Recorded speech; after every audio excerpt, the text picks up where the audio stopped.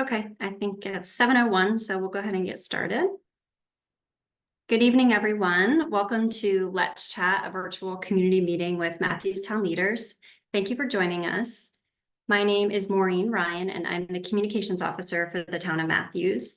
And tonight we're joined by Commissioner Ken McCool and our Town Manager Becky Hawke. And in just a few minutes, actually, Commissioner Threatt is going to be joining us. He's wrapping up another meeting, but he's going to join us in a few. I will turn it over to Ken and Becky in just a moment, but before I do that, there are a few housekeeping items that I would like to mention. First, this meeting is being recorded and it will be posted on the town's YouTube page for those that weren't able to join us live tonight. Second, our next Let's Chat virtual community meeting will be held on Tuesday, July 23rd at 7 p.m. And lastly, if you're here tonight to make a comment or ask a question, you can do so by using the chat feature in Zoom, and we will get to those in just a few minutes. And first, I'd like to start with some introductions of our town leaders. Commissioner McCool, can we start with you? Hi, I'm Commissioner Ken McCool. I'm serving my third term on the Matthews Town Board. Started serving in 2020. This is, I guess, my fourth year. A lot of interesting things have happened, and really excited to talk to some people tonight about what's going on in the town of Matthews. And I'm Town Manager Becky Hawke, and I have been in local government for 17 and a half years. Time keeps going by. I got my start in local government in Virginia, and then I moved down to Matthews in 2016 to be the assistant town manager. And then I became the town manager just over 2 years ago. And I appreciate the time and the opportunity to be here. Look forward to the conversation. Thank you. Thank you both. Okay, and now I will actually turn it back over to you, Commissioner McCool. I believe you have some town updates and some news to share with us. So go ahead. Yeah, so lots of interesting things, exciting things going on in the town of Matthews. We've started our budget process. We've started having meetings talking about Manager Hawke's proposed budget. So we're going to have some information sessions coming up soon. Really exciting as we started work on Fire Station 3. We broke ground a few months ago. So anytime you're driving on 51 across from Purser Halsey Park, I'm sure you're going to see some action going there and hopefully see a building going up very, very soon. So that's excited. I believe, correct me if I'm wrong, town manager should be complete early 2025.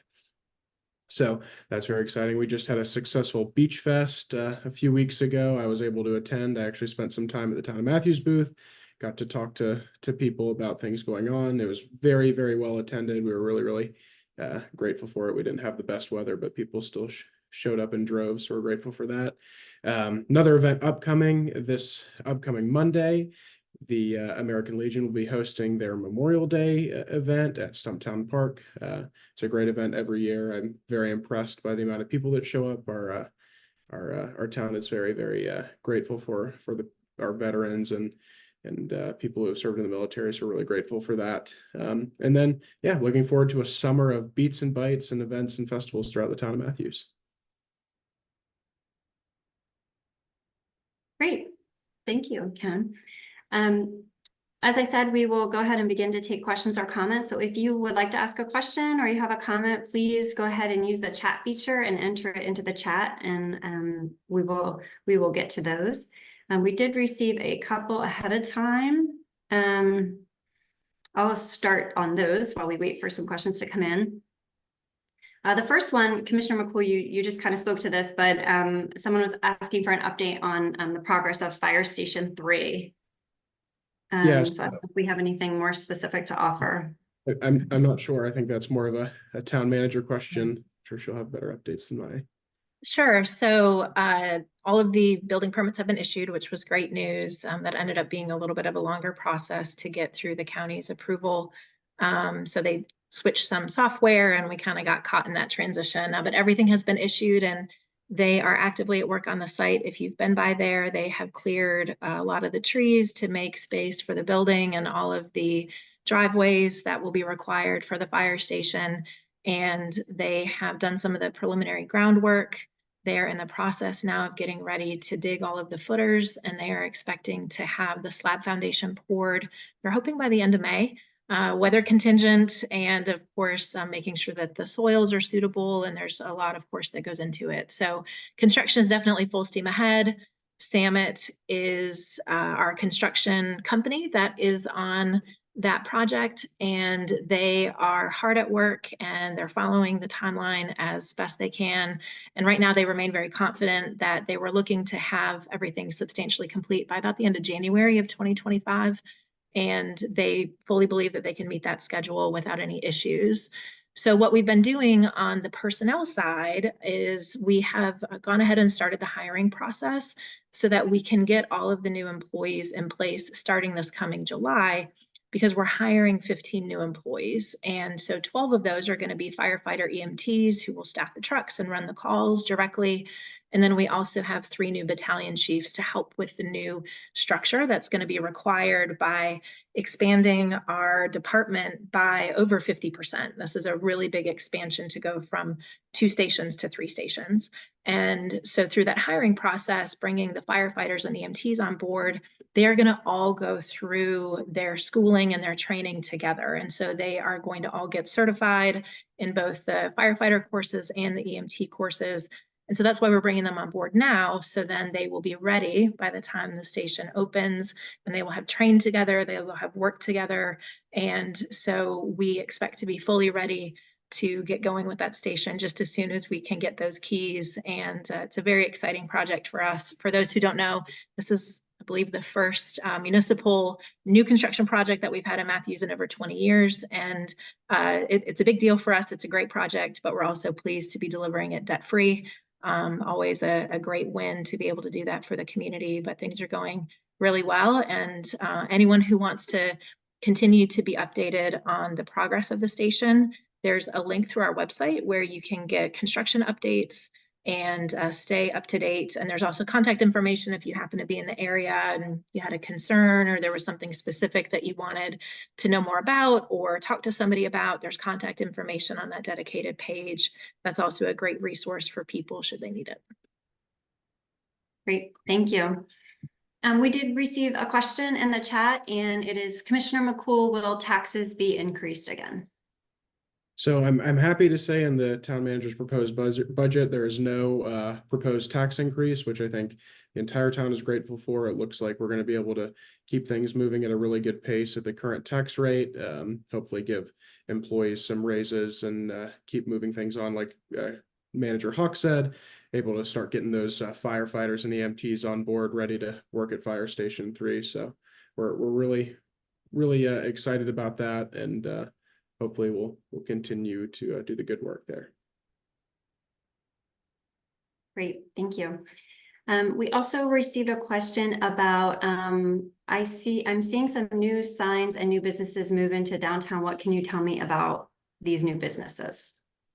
Right, yeah, there's some exciting things. I know just the other day, Bear Foods moved from being near Town Hall to now being on Trade Street. So that's very exciting. I saw they had a really wonderful grand reopening in downtown Matthews. So we're excited for them to join that footprint. A few months ago, Moo and Brew opened their doors. I've had a chance to have dinner there a couple of times, and my goodness, it's packed every time. So we're grateful the business is booming for them. I'd heard from their owner, said things are going swimmingly for business. So that's great to hear. It looks like in the old Beantown, Enzo's Italian Market is moving in there. He starts probably seeing that signage. Not sure of a timeline on when they'll be ready to go, but excited to see that vacant storefront turned into something that will be good for the town. And it's still, I'm not exactly sure. I don't know if you know this, Town Manager Hawke, what's going to go where the old Exxon station was. I know it was going to be Harriet Hamburgers and something else, but I know there had been some questions there. Sure. And before I talk about that, I just want to put in a plug for the sweet potato fries with the honey mustard sauce at Moo and Brew. If you haven't had them, they are amazing. But as far as at the old Exxon station, yeah, it's a Harriet's Hamburgers and then a coffee shop. I can't remember the name offhand, but it's a small local chain. And then they have a third stall, and they haven't announced the tenant for the third one. We'd heard some names before that we thought it was going to be something else, but it looks like that one didn't maybe pan out. So we're excited to see them move in. I actually drove by the other day and there's a little Harriet's Hamburger sign on the glass. So it looks like they're going to start progress to get opened up soon.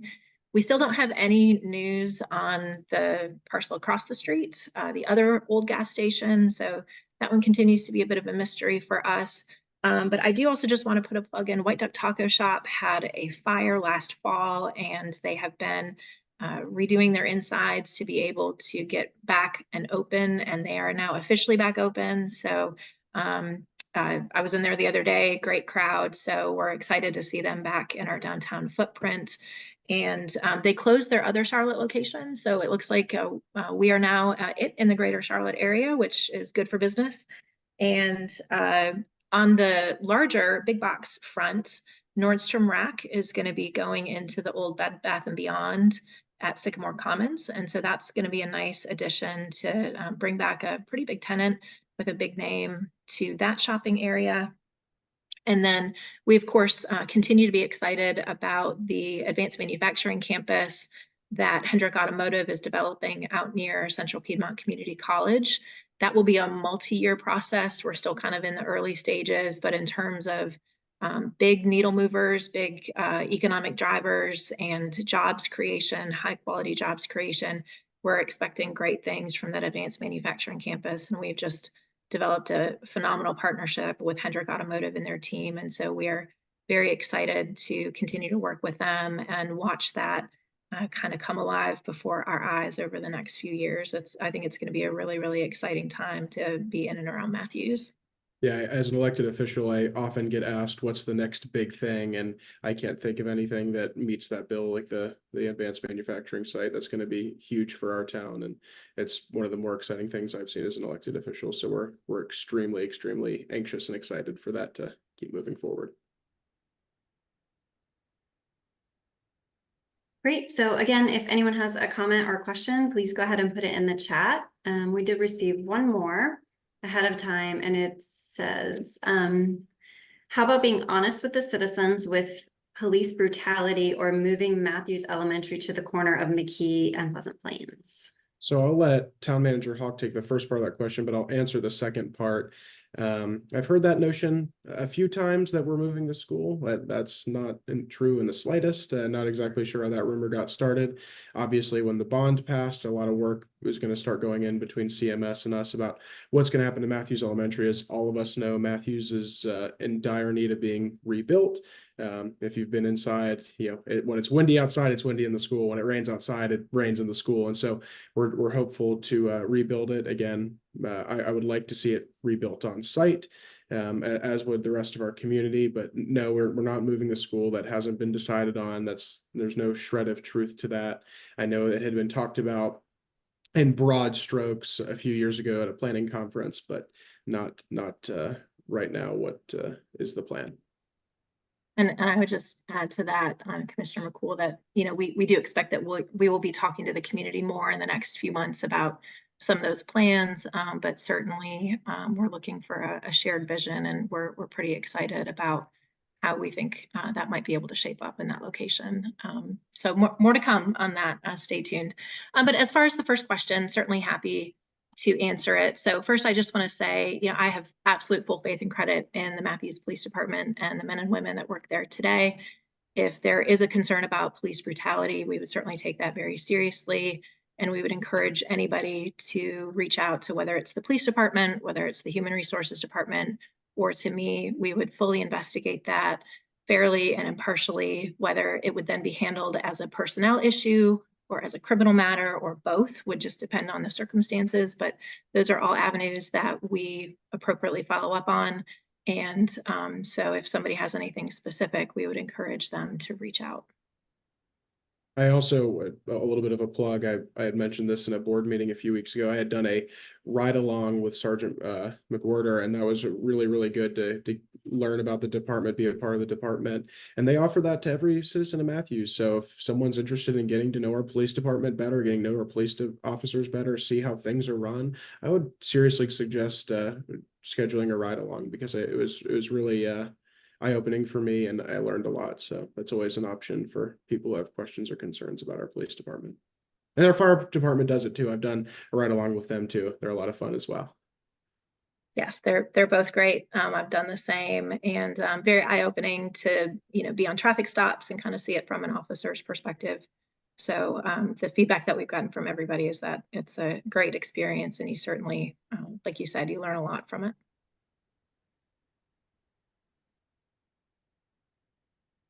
Thank you.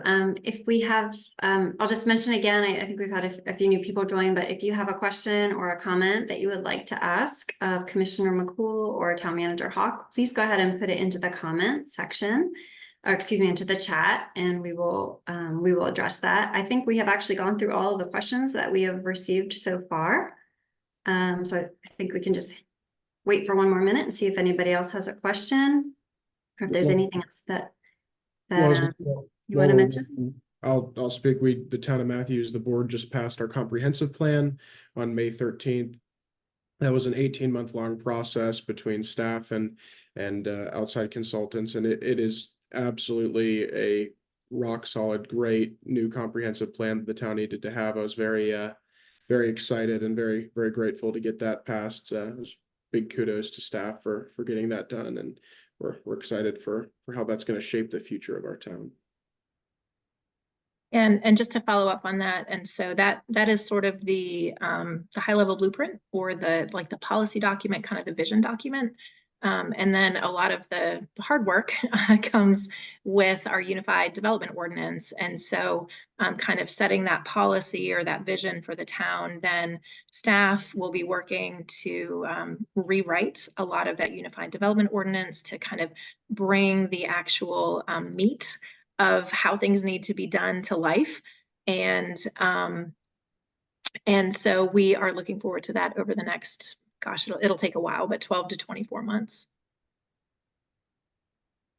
Thank you. Someone asked in the chat if Commissioner Threatt is joining. Yes, we hope he is going to join us tonight. He had another commitment.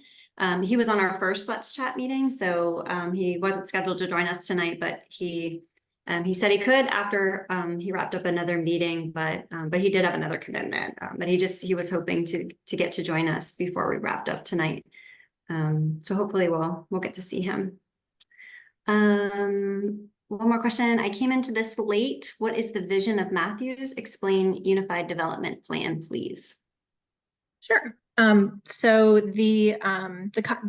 so what we were originally referring to was called the comprehensive plan. And so that, as I was saying, that sort of sets the vision. It's sort of the policy of how the town board would like to see the town develop out or not over time, kind of what might density look like in some areas, and where do you not have density, and what kinds of uses would you want in certain areas, and the kind of mix of things, and focusing on our downtown area. We have such an amazing downtown. How do we retain that character while also allowing private development to be able to nudge the ball forward in ways that we want to see, that would be good for Matthews? And so think of that as kind of the umbrella. And then the UDO, the Unified Development Ordinance, that is all of our zoning codes and regulations, and it's all of the technical stuff regarding what can be built where, what does it need to look like or not, how close to the buildings need to be together, how many units per acre, how much tree save. It's really the nitty gritty that if somebody comes in and wants to do something, we can hand them that Unified Development Ordinance and say, these are the rules. This is what you need to do if you want to develop in that way, or you want to make a change. And it's everything from a multi-billion-dollar investment to what a fence needs to look like in your neighborhood, and kind of everything in between.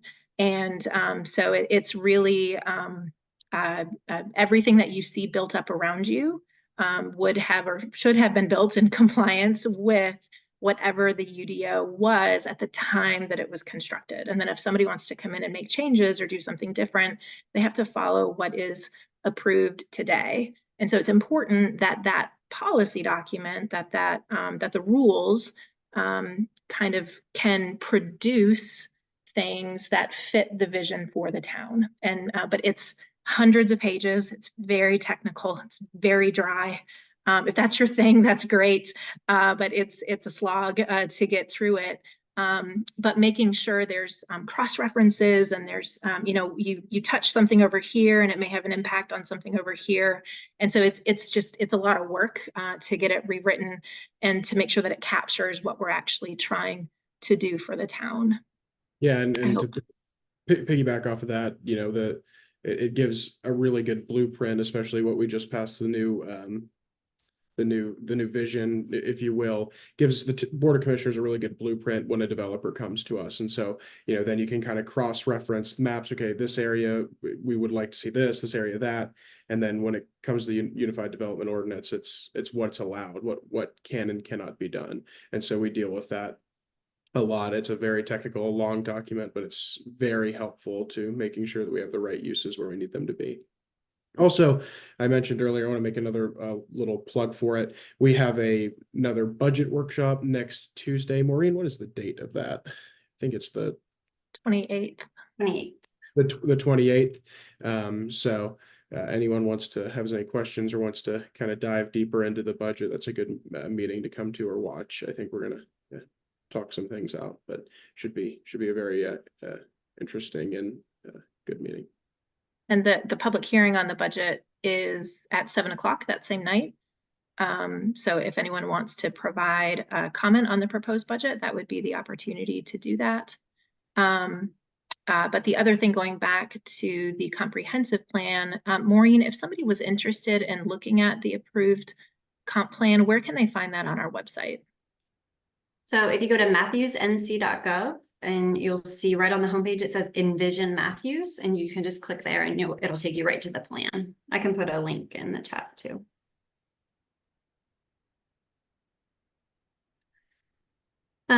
We received another comment. It says, I am a Charlotte native. Why, though, does Matthews seem to be following in Charlotte's footsteps? It seems like there is devastating impact to Matthews. Yeah, I'm happy to speak to this. I'm a Matthews native, so I've seen our area change drastically in my lifetime. And so, we play a tough game, right? Because the town of Matthews is kind of nestled into the footprint of the city of Charlotte. And as everyone knows, the city of Charlotte has been growing quite rapidly over the last decade and a half. And so obviously we're going to see some impacts. What I'm proud of is that our Board of Commissioners and our town staff have tried to keep Matthews while being encompassed by a very large and bustling city. I think a really good point to this is the Chick-fil-A that you see on East 74 across from Windsor Square. I remember when they came for a rezoning to rebuild it and tear it down and rebuild it, town leaders said, we don't want it to look like every Chick-fil-A in the world. We want it to look like Matthews. And so we were able to negotiate having brick and having a really, good looking building. And so we've done a lot of work to make sure that there's a Matthews feel in every new project that's done, and making sure that we're preserving that. I think, a good piece to this is, if you remember 15 years ago, you walked in downtown Matthews at 5 o'clock on a Tuesday night, it was pretty much dead. You rolled up the sidewalks and that was it. And now you go to downtown Matthews right now and you will see hundreds of people eating at our restaurants, drinking at our breweries, enjoying our downtown. So, there is a positive that we are a very bustling city. People want to be here. People want to do business here, spend their money here, and they want to live here. And I think that's a testament to past and present leadership, keeping the town the way it is. I don't know if you have anything to add, Manager Hawke. No, I think you bring up a good point. We struggle a lot with the rights of private property owners. And so there are certain things that a property owner is allowed to do. Again, you go back to that Unified Development Ordinance. That's why it's very important that be up to date. But if they don't want to change the zoning on their property, as long as it is allowed, they can do whatever they want that is within that document. And so, so let's say there's a property that is zoned for residential. Somebody can just go in and build whatever they want, so long as it fits within that residential zoning. And so I think something that is a challenge is because there is such demand in Matthews, there's all of this development pressure. And so the challenge that I've seen in the 8 years that I've been here and working with the board members is it's that kind of push-pull of, this property is going to develop. And so do we try to get the very best product that we can out of it so it's aesthetically pleasing, or maybe it offers additional amenities, or maybe there's some additional tree save above and beyond the minimum. Or do you say, no, go away, and then they can go back and just develop it again by right, and maybe that is a less desirable product. But it's really hard. And so it's this kind of constant balancing act of how do we retain the Matthews that we love, but because there's so much to love, there's other people who want to come in and love it too. And how do you accommodate them and their needs while not losing the very things that made us attractive and desirable in the first place? And it's an art. It's not a science. But every decision is difficult. And then there are certain things that we are prohibited from controlling. So there are certain aesthetic features that we cannot get into. There are certain development criterias that we can't touch. We cannot charge impact fees. They are prohibited by the General Assembly in North Carolina. And so there are some things that we would love to have more control over or stop, and we can't. And so I wouldn't say that it's perfect, but I came from a community elsewhere that had far, far, far fewer controls than Matthews, and the outcome was distinctly different in terms of the quality of the builds, the character of the community. And so we understand that it's challenging. It's, we've seen Matthews change, but there's also another saying that if you're not growing or evolving, and I don't mean density when I say growing, but if you're not evolving, you're dying. And we see those towns and other places in North Carolina that completely vacant storefronts everywhere, and they are losing population. And it's a double-edged sword to be in such a popular area. There's good that comes from it. We certainly wouldn't want to be one of those dying towns, but it's hard. It really is hard, but we do care and we do try to get it right. And if people have suggestions about what right looks like to them, we do want to hear about it. We legitimately do. And I know the board does. Yeah, we love to hear feedback, especially, I mean, we get inundated with developers wanting to build in Matthews. And so it is a very, very tightrope you have to walk. And you made a good point about local control. There's the mayor and I were in Raleigh just last week advocating against a bill that would take away local control on some building regulations when it comes to curb and gutter and other things. And so, we get our hands tied by Raleigh quite frequently, which becomes very frustrating. And so we're making more of an effort to get up there and talk to our representatives to advocate for local control. We believe that the people who should be deciding what happens in your municipality should be the leaders who are living here and spend most of their time in the municipality, not those in Raleigh. So that's something also we have to keep a very stringent eye on, for sure. Thank you. And I see Commissioner Threatt has joined us. So hello, Commissioner Threatt. Thank you for being here. If you don't mind, we'll go ahead and have you introduce yourself to everybody on the call. If you just unmute yourself. I apologize for being late. I had to be in two places at one time, but I'm glad to be on the call. And, I've been on the board for going on right at 6 months now. It's a huge learning curve. But I have been quite encouraged. I was telling my wife even today that I was quite encouraged with what I've been seeing. When you look from the outside in, you have all these ideas, but I've been quite encouraged and quite impressed with what I'm seeing as it relates to government. I've been in Matthews 36 and a half years, but I've never been on the inside of the workings of Matthews. And I'm quite encouraged. Yes, there are things that I'd like to see done a little bit differently, but overall, I'm quite encouraged and quite impressed. Looking forward to seeing what else we can get done. And I think the elected officials and the staff that works in Matthews are quite encouraging and an exceptional group of people. So I'm quite pleased and not fully satisfied, but I'm quite pleased with what progress I'm seeing and what we're accomplishing as a board and as a town. You know, I like Matthews. As I said, I've been here 36 and a half years, and I'm quite grateful for what we have here. Thank you. We have a couple more questions here in the chat. I'm concerned about high density development and an overly focused approach on affordable housing. How do we accommodate current homeowners with a balanced approach? Yeah, Is that for me or for anyone else? Anyone who wants it. Yeah. Well, Ken, I'll give you the first take on that because I do have a lot of ideas on that, but you take it first and I'll follow up if I can.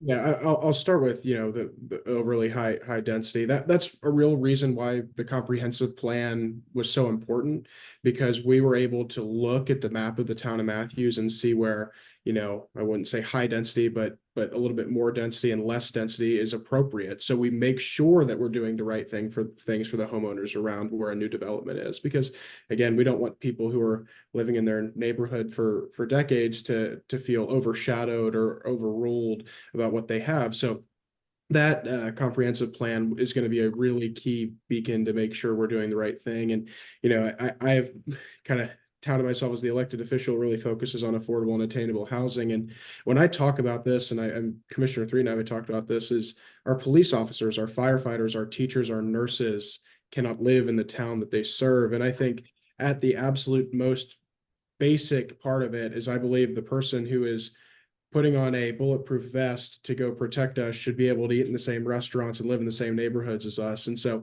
the way we've done this is we negotiate with developers to put in attainable housing when they build things. A great example of this is you see the new townhomes that are being built next to Butler High School. They have a tranche of houses for sale that are affordable. And so that's available for those individuals. We believe if you work in Matthews, gosh darn it, you should be able to live here. So that's something I prided myself in. I think sometimes the word affordable housing has become a four-letter word to some people, and they have a different view of what that actually is. But, there's a lot of professionals who serve our town who cannot afford to live here. I mean, I've spoken to a firefighter who drives an hour and a half one way to work each day to work in the town of Matthews. And I don't think it should be that way. So I think there's a lot that we can do.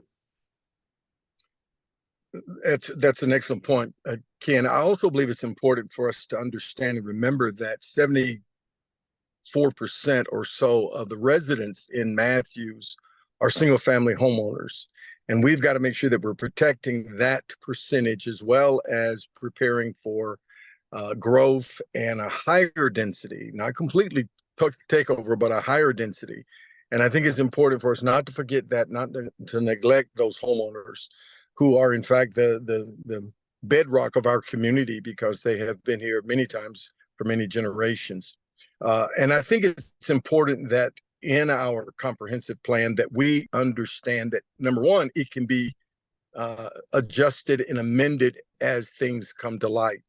But also it's important to have that plan, but put the higher density in the right place. Now, I've said that from the very beginning of my short tenure here, that I'm not against higher density, but it needs to be in the right place and not in communities where they are established single family homes and then all of a sudden we put in right in the next to them or adjacent to them higher density that changes the configuration of their community.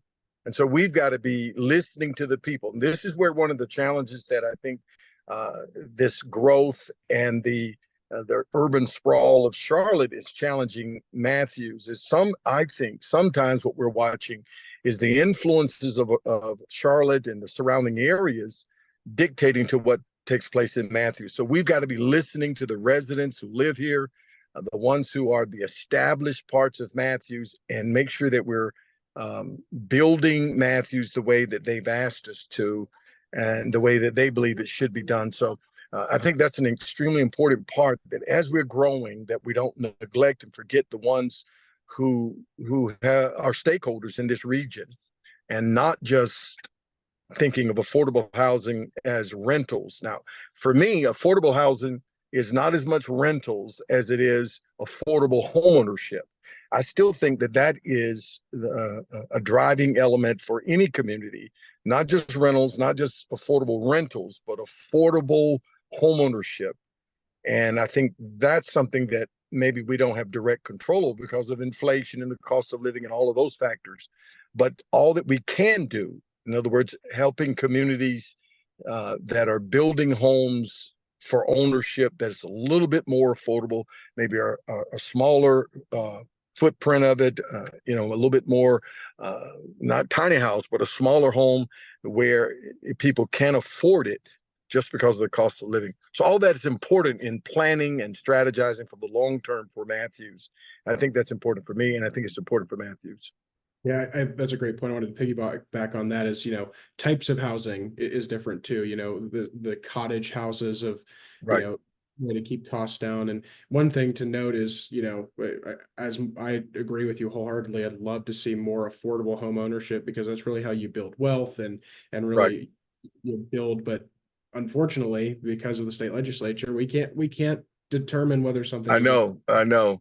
We which, can't control that. like I said earlier, it's frustrating because Right. our hands are tied. We can really want Right. something and advocate for something, but at the end of the day, we cannot, legally dictate one way or the other. But yeah, I concur with you, Commissioner Threatt. But I think another part with that, Ken, is that as commissioners and leaders of the communities, again, I think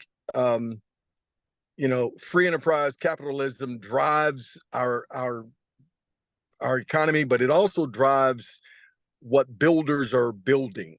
And so when people are saying, listen, we want homes that we can afford, and they're willing to pay it, but they're driving that.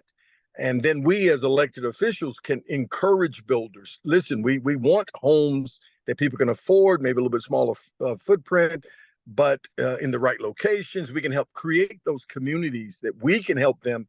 We may not be able to tell them you can't build an apartment, but we can encourage them to partner with us. And I think that conversation and can continue to go on, that we can encourage them. Listen, this is important to our community. If you want to be a part of the long-term plan in Matthews, help us create communities that people can afford, and maybe having some diversity in that, in the sense that you have a mixed use component there, that's okay, but make sure that there is a homeowners component in there, a little bit more affordable. I think as leaders, we can encourage that. No, we can't dictate and can't control it, but we can encourage that. We can help build partnerships, and I think that will help long term what we see taking place in Matthews. Great point.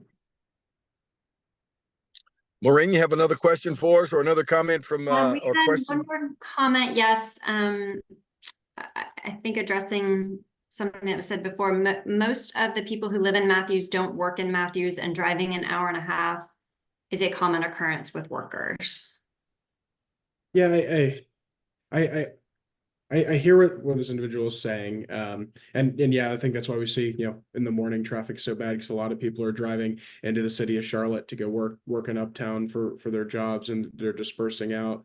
I think from what I've spoken to, when I'm talking about the first responders, those who we see most important to protecting our community, they want to live in Matthews, and we as leaders want those individuals to be able to live here. Yeah, I mean, obviously it's becoming more and more common to commute to work further and further, especially as home prices rise. But I think it's imperative to us as leaders to advocate that those individuals have the opportunity to live here. And there's other ways. It's not just affordable housing.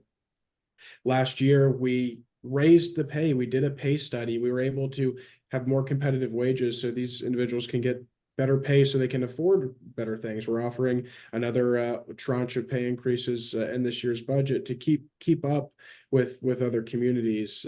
So we do have some control when it comes to the first responders and that sort of thing. But I hear what this person is saying, but I think that it's imperative that we advocate on behalf of those who do the hardest work for our community. And a lot of that we have no control over. Charlotte is the third or fourth largest financial setting in the nation, and that's going to drive jobs, and they're going to drive high quality, high paying jobs. And so, yes, I think we can be concerned, but a lot of that we have no control over. We are benefiting from some of the things that are happening in the Charlotte region, which is fine, and we're able to provide quality homes and communities in the Matthews area that does accommodate and help improve quality of life for those who may work in the Charlotte region. I think it's important to note that we're only 17 square miles, and there's not so much we can do and build in Matthews. And I think the part of what we've got to be thinking, how do we maintain? This is one of the things I've been hearing from others, and I think we've talked about it many times over. How do we maintain Matthews in the midst of all the growth that's taking place in the Charlotte region? And some of that we can control, some of it we can't. So I think we just got to be good stewards of what we've been entrusted with in Matthews. We do everything we can to make sure that we have a safe communities. Our children are being able to be educated in our schools. We have strong business support in the area. We have good faith community that's intact and building strong families and strong communities. I mean, we can do those things. We can promote those things, but some of the other factors we don't have much control over because we're living with the hyper growth of Charlotte. I think I read something the other day that Charlotte was like one of the fourth largest growing community in the nation. I mean, I'm thinking, it's Kannapolis was like number 3 in North Carolina, the largest growth factor. So there's a lot of this happening that's just happening around us. Part of it is things we can control. Part of it is things we can't control. But we need to be making sure that we are good stewards of what we do have, and just plan wisely, think long term, but also make sure that we're taking care of the people who live here in Matthews today. Thank you. Another question. What is the status of light rail? Most people I have talked with do not want it. I can take that if you don't mind. And I do just want to go back to the commuting. And I just want to say it was pre-COVID, but the town did some demographic work, and the average commuting time at that time was about 29 minutes one way for the average Matthews citizen. So averages, there's always extremes on either side. But I did just want to lift that up. That was some data that I just found in the presentation while we were talking to pull that. So don't know how it may have changed or not since COVID. I hope some folks are lucky enough to be working at home now, or maybe they don't have to go uptown quite as often. But regarding the status of light rail, so the Silver Line, the design work on that does continue. So they are nearing completion of 30% design, but the entire plan still needs a local funding source in order for any of it to ever be delivered. And so in order for that to happen, there has to be permission from Raleigh to allow that legislation to move forward, and that would allow the question to be on the ballot, which would be asking Mecklenburg County residents if they want to pay additional sales tax in order to fund a local match. The local match would then go up for competitive funding at the federal level to hopefully be able to match federal dollars with local dollars to be able to fund the system. That being said, there are a lot of moving parts regarding where that stands. We are understanding that there may be some movement in Raleigh regarding perhaps an interest in allowing that kind of legislation to move forward, but the exact mix of what that might look like for the entire plan is still being discussed, and so we don't have anything confirmed. That being said, in all cases, if anything were to come forward, we are still looking at 12 years would be aggressive.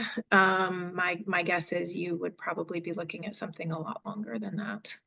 But these things take a long time. We understand there's different opinions on the matter, but where it stands right now is that there is a locally preferred alignment that would deliver light rail from Uptown through East Charlotte, through the town of Matthews, and there would be 4 stops, and it would be terminating at the Central Piedmont Community College / Advanced Manufacturing campus that we discussed a little bit earlier in the call. And so that would be a very important connector between the college and their Uptown location, between the job center that we expect to be building out with the Advanced Manufacturing campus. That mass transit option could be very, very vital to be able to keep cars off the road, keep congestion a little bit lower with that alternative mode of transportation. If I can chime in also, excellent point, Becky. How much of this information is on our website that the public can look at, go to, and how do we keep communicating the process? And then how do we keep listening to the public? I think that's important even in this process. I want that question, that caller to know that we're listening, and we want to make sure that they are part of the process. And then having this whole thing on the ballot in 2024 is one of those components that we think is important for the public to be a part of.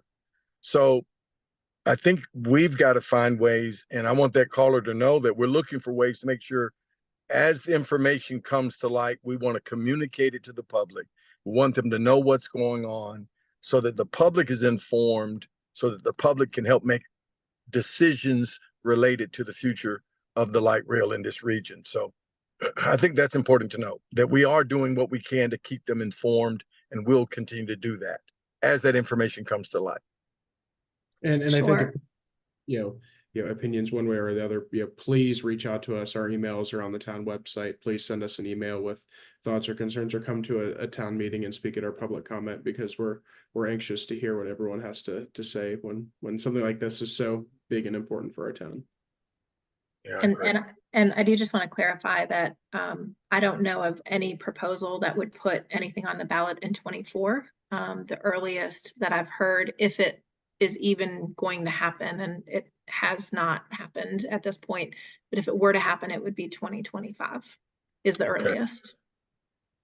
Okay, that's good. That's good. Thanks And for the clarity on that. Sure. And as far as information, I know that the CATS website has information on the planned Silver Line. Maureen, I'm not sure if we have anything specific on our website, or if we would just point folks towards the CATS website for information on the planned light rail, including the Silver Line. Yes, we do point people to CATS mostly for that information. Good. But we will be sure, some of the things that Becky mentioned, we'll be sure to keep the public informed of what's going on, and make sure that we're getting information out to people. Good. Excellent. Excellent. So I don't see any other questions or comments. So I think we can be about ready to wrap up, unless we get a few more here. I did just want to again mention that our next Let's Chat will be Tuesday, July 23rd at 7 o'clock. So hopefully you can all join us again for that one. And I don't know if you all have any closing comments before we leave. Yeah, I'll close with, I really appreciate the opportunity to do this. We're hoping we can keep doing this. Some shout out to Maureen and Commissioner Threatt, who really, got the ball rolling on some of these conversations. So thank you for that. This is a great way for us to have a more in-depth and relaxed conversation about what's going on in the town of Matthews. So we're going to continue to do that, continue to do things to hear the community. And I just want to say I'm really, really proud of the work that we are doing and what staff is doing. Obviously, there are always things to improve, but I'm very proud of the work that's been done and what we'll continue to do. And thank you, Becky and Maureen, and certainly Ken, for your input for tonight. And to all of those viewers and callers, thank you for chiming in, and hopefully you'll be with us in the month of July as well.